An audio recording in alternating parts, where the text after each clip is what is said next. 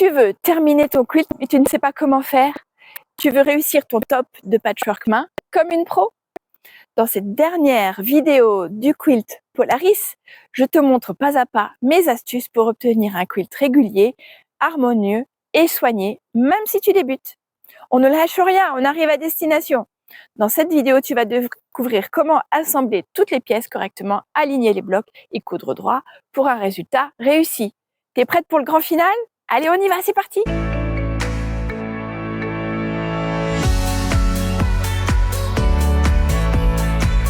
On va maintenant passer de 4 blocs à 2 rangées. Tout d'abord, je souhaitais te féliciter d'être arrivé jusque-là.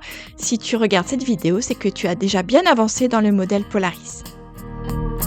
Si tout va bien, normalement, tu as 4 blocs, donc là j'en ai 2, mais tu as 4 blocs identiques comme celui-ci.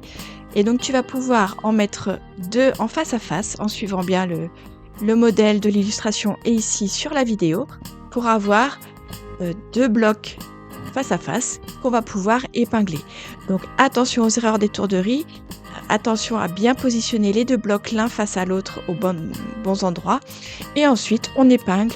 Là-dessus pas de nouveauté, comme dans les vidéos précédentes, je te laisse revoir les différents passages pour être sûr de ne pas te tromper.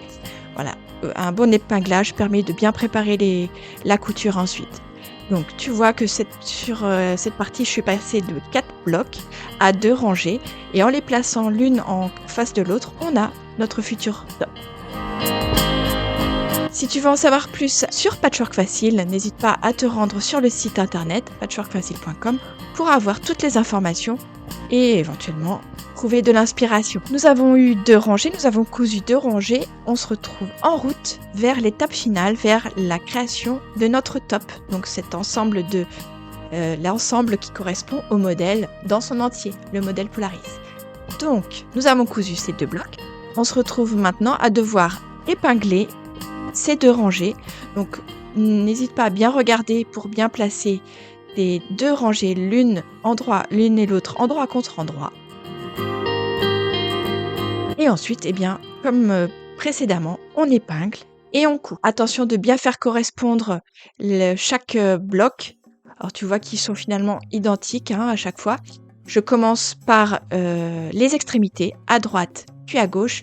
Et ensuite, je viens épingler au centre. Et ensuite, j'épingle le reste au fur et à mesure. Petite astuce, moi j'aime bien enrouler mon top pour éviter que ce soit trop lourd ou trop encombrant ou que voilà on soit gêné sur notre table de travail.